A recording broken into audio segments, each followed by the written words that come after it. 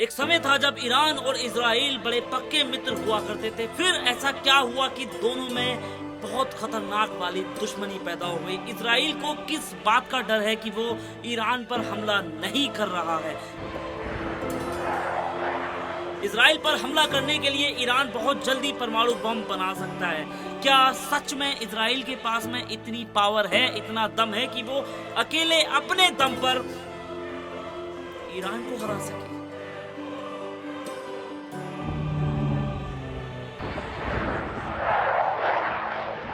तो चलिए शुरू करते हैं इस वीडियो को यहां से। हेलो दोस्तों, कैसे हैं आप सब। मेरा नाम है नावेद और आप देख रहे हैं मेरे साथ में स्ट्राइड ड्रीम। दोस्तों, एक समय था जब ईरान और इजराइल की बड़ी पक्की मित्रता थी और ईरान से तेल लेने के मामले में इजराइल का नाम सबसे नंबर 1 पर आता था। पर ये ज्यादा दिन तक नहीं चला। ईरानी विद्रोह के बाद जब सत्ता परिवर्तन हुआ, जैसे ही वहाँ के शासक शाह रजा पहलवी ने गद्दी छोड़ी, उसके बाद गद्दी पर बैठे शिया नेता आयतुल्लाह खुमैनी, जो कि ईरान के प्रमुख भी बने। और जैसे ही वो ईरान के प्रमुख बने हैं, उन्होंने सबसे पहला कार्य किया कि भैया ये जो ईरान है ये आज से और अभी से इस्लामिक मुल्क घोषित हो गया है। और इन्होंने अमेरिका से भी दूरी बना ली। इजराइल से रिश्ते तोड़ने की कहीं ना कहीं एक वजह ये भी है कि इजराइल और अमेरिका की बहुत गहरी दोस्ती हुआ करती थी। ईरान की नफरत का अंदाजा आप इस हद तक लगा सकते हैं कि उसने फिलिस्तीनी दूतावास को उसी जगह पर आबाद कर दिया जिस जगह पर पहले इजरायली दूतावास हुआ करते थे। और अब इसमें तो कोई शक बचता ही नहीं है कि इजराइल के जो दूतावास थे ईरान में, वो सारे के सारे खत्म कर दिए गए।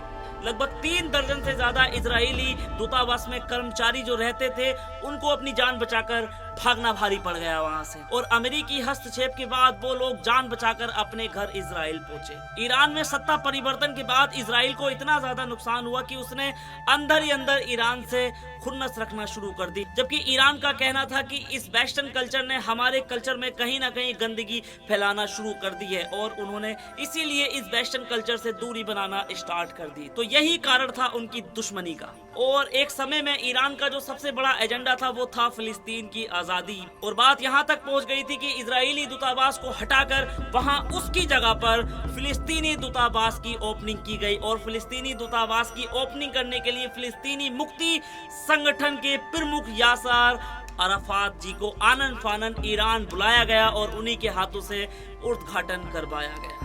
साल 1982 की बात है जब इजराइल ने लेबनान पर हमला कर दिया था। और लेबनान में जैसे ही उसने हमला किया है, उसके तुरंत बाद ईरान ने भी अपनी सेना इजराइल के खिलाफ लेबनान में उतार दी। इजराइल का कहना है कि ईरान हमारे खिलाफ जो संगठन लड़ रहे हैं उनकी मदद कर रहा है हथियारों से, पैसे से, और उन लोगों को ट्रेनिंग भी दे रहा है। जबकि ईरान का कहना है कि भैया हम किसी की कोई मदद नहीं कर रहे हैं, वो सब अपने आप पनप रहे हैं और इसकी सब जगह से आप चाहे जांच करा लीजिएगा, हमें कोई फर्क नहीं पड़ता।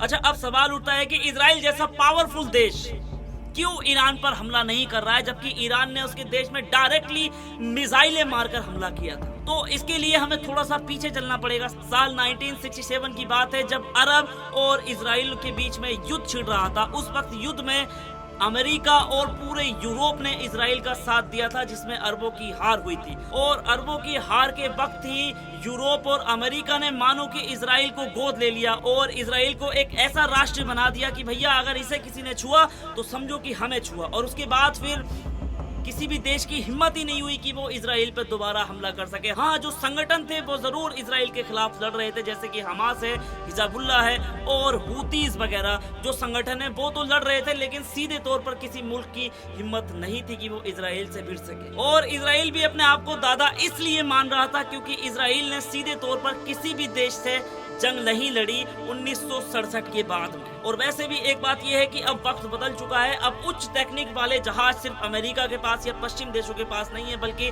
उच्च टेक्निक वाले जहाज आजकल हर देश के पास में मौजूद हैं। हर देश के पास में एडवांस टेक्नोलॉजी इस वक्त मौजूद है। वो वक्त और था कि अमेरिका किसी भी देश में जाकर एयर स्ट्राइक करता था, किसी भी देश में जाकर लड़ता था, अड्डे लेता था और अपने विमान से जाकर वहां पर बम बरसाता था, बेगुनाह लोगों को मारता था। और आज जो वक्त आया है वो ड्रोन का है, मिसाइल का है, जो जमीन से जमीन तक मारने की क्षमता रखती है। तो ऐसे में कोई भी देश नहीं चाहेगा कि भैया वो युद्ध लड़े, और खासकर इजराइल जैसा देश। और पश्चिमी देशों की जो शक्तियां हैं, जो उनको प्रथम बनाती हैं, पावरफुल बनाती हैं, वो भी अब धीरे धीरे सिकुड़ रही है। वक्त बदल रहा है, चीन उफान मार रहा है और रशिया भी अपने एक्शन मोड में दिखाई दे रहा है। और एक सबसे बड़ी बात यह भी है कि रूस और चाइना खुलकर ईरान के समर्थन में अब आ चुके हैं, क्योंकि अमेरिका या यूरोप एक साथ रूस या चाइना से बिल्कुल नहीं लड़ सकता। रूस और चाइना ने साफ साफ ये स्टेटमेंट दिया है कि अगर अमेरिका सीधे तौर पर ईरान के खिलाफ आया तो फिर उसका मुकाबला हमसे होना तय है।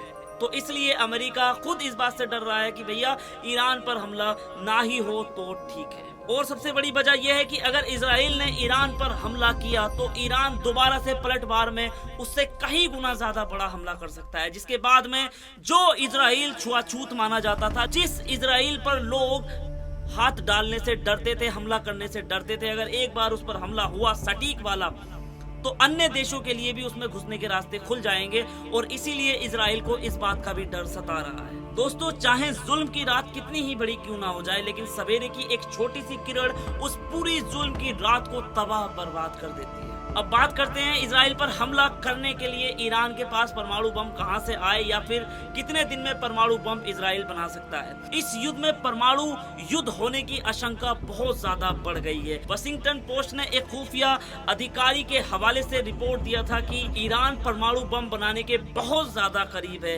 इसके लिए वो बहुत तेजी से यूरेनियम इकट्ठा कर रहा है, जो कि परमाणु बम बनाने में इस्तेमाल होता है। ईरान ने न्यूक्लियर कार्यक्रम को लेकर शक और सवाल की बात पर कहा था कि हमें ना तो परमाणु बम बनाने हैं और ना ही हमारी परमाणु बम बनाने की कोई योजना है। लेकिन आज के हालात को देखते हुए लगता है कि ईरान बहुत जल्दी परमाणु बम बनाने वाला है, या फिर उसने परमाणु बम बनाकर रख लिए हैं। अभी रिसेंटली में ईरान के पास में उतना यूरेनियम मौजूद है जितने में कि 3 परमाणु बम बड़ी ही आसानी से बन सकते हैं। हालांकि एक क्रूड परमाणु बम बनाने में 6 महीने का समय लग सकता है, और ऐसी मिसाइल बनाने में करीब 2 साल तक का समय लग सकता है, जो परमाणु हथियार वाले वारहेड के साथ में किसी भी देश पर आसानी से हमला कर सके। तो दोस्तों, ये वीडियो यहीं तक ही है और हम अगली वीडियो बनाएंगे बहुत ही जल्द, और उस वीडियो में हम लोग कवर करने वाले हैं क्या सच में इजराइल के पास में इतना दम है कि वो अकेला ईरान से भिड़ सकता है। दोस्तों, अगर आप यहाँ तक आ ही गए हैं तो यार प्लीज चैनल को सब्सक्राइब करें। Thank you so much. मिलते हैं अगली वीडियो में, तब तक के लिए बाय, जय हिंद।